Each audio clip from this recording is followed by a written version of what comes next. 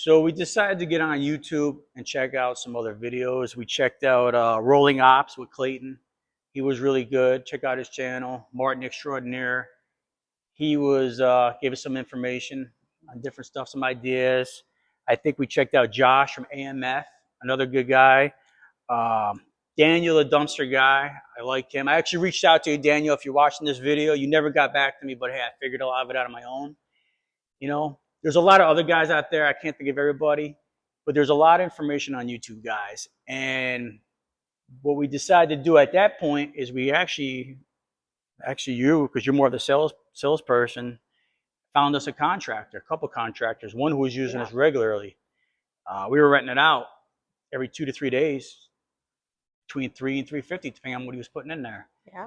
And that worked for a while. And then people started reaching us out more for the junk removal, and it's not what we really wanted to do. We kind of didn't entertain those jobs. We just told them it's not what we wanted to do. And we saw there's more of a brand and more of a need, I should say, for it. And we started back on YouTube, and that's when we came across Matt and JoJo with Sonoma Hauling. Love you guys. Great information. A lot of information on their videos. Check them out. Thomas, I think his name is. Thompson, Andrew Thompson. Check him out. Xavier, Xavier Caldera, I think his last name was. I can't remember. Sorry, Xavier, for messing up your last name. We apologize. There's a lot of guys out there giving a lot of information on the junk removal. And we end up going to the 2024 Expo in Sonoma County. Yeah, they had a junk expo. It was the first one. It was very informative, and we learned a lot from it. And we just kind of sat down and decided which way we're going to go with this. And we want it to be different and unique. We want to take some of the principles I've had to learn the hard way in the plastics business. What can I do in the junk business that nobody else is doing? Yes. And here's an example. Junk Bunny. Not many people are out there with a husband and wife, with the wife being the mascot, I guess you could say, type deal. She's got the skills as far as the sales go. That's more of her thing. And we've just kind of played with it, tweaked it, and we're starting to play with it. I'm starting to make a little... Yeah. So we're starting to pick up some jobs here and there. Not quite where we want to be, but, you start slow, and it goes from it's there. hard. It's hard because we got the plastics is our bread and butter, honestly. Yes. That's where our money's at. And it's... I think the biggest job we did was a $1,200 job. Yes. Yeah, the 12. We haven't hit the $10,000 job, and honestly, I don't know if that's what we want to do. I'll do the $200 and $300 jobs all day, every day. In and out real quick, 2 or 3 of those a day. It's easy, $500-600. We have my brother-in-law Jeremy, Josh's brother, that also works with us, and he's a big help because he is with Josh working the plastic business side of it, and he also comes and helps out with the junk removal. So that's been just having a family-owned business is our goal. And eventually the kids will get into it and, start working with us. But for now, we're starting slow and just trying to get our name out there. And it's working. It's working. We're in Marion County, which is Central Florida. And we are in the horse capital of the world. And it's just kind of getting our name out there is our main objective. And our name's out there. We're getting a couple jobs a week, not where we need to be. Like I said, our focus is in the plastics, and eventually we'll get there. Yeah. It's it's the other thing is employees. I had employees, and I've gotten rid of the employees over the years. Anybody who has employees know a lot of them are difficult. There are some good employees out there, but they're hard to find, especially today. Nobody wants to work. They don't want to show up on time. They don't want to put in the work. You got to deal with workman's comp. You got to deal, or they're going to get hurt out on the job. I've dealt with all that. I don't want to do that. So we just keep it real small in the family. And we've learned in the plastics business, I keep up with the big guys out there.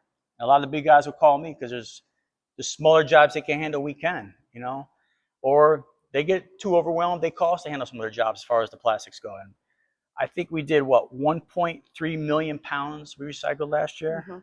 And a lot of our stuff gets shipped overseas. We do domestically here sales. So we have an outlet with some of the usable items we get from the junk jobs. I do have some contacts where they'll buy the furniture and resell it on their end. Or we do have some local nonprofit organizations here Yes. in Ocala that we donate that we to, work with. and they take it and give it to the needy families. You know, we do different stuff there. Um, so yeah, I mean, you guys, there's money to be made. I'm not gonna get into the plastics. That's not what we're talking about. There's not too many people doing the plastics anymore. It is a hard business. It is an easy business. You know, we started the plastics on our own back in '09, and we started with a pickup truck, and we've grown. You know, like I Yeah. said, we went from, I think our first year in '09, we sold, did we, what, 300,000 pounds? I think Mhm. we did. I have to look at my numbers, and right now we're doing 1.3, 1.4 million pounds a Yeah. year we're selling. Yeah. So there's it's your hustle. You know, how hard you want to hustle, make the money. It's not easy. If you know, if it was easy, everybody would do it. But you guys have got to stick with it. You're gonna have ups and downs. There's times we didn't pay ourselves for through 2 or 3 Mhm. weeks. Mhm. You know, the coronavirus almost put us out of business. You know, Yes. thankfully we had some money put up and we were able to get through it, Yeah. and put a lot of other businesses out that were in the same industry as us. You know, I feel bad for them, but at the same time, it opened up an opportunity. There's always an opportunity if you look hard enough. Yes. So So that's a little bit of our background, our business, the two businesses that we're both running. Like I said before, family owned. There's a lot of couples out there doing what we're doing, but it's making it different and making it to where you stand out. And I think that's our goal.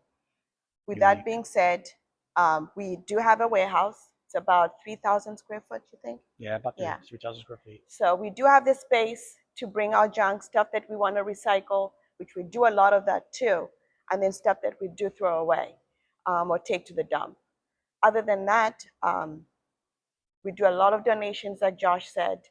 Um, we're very big on giving and giving to people that are in need. And that's all we can do. That's all we can do for now as our business grows. So So please, you guys that want to get into it, there's opportunity. Yeah, the junk market's flooded. We see that.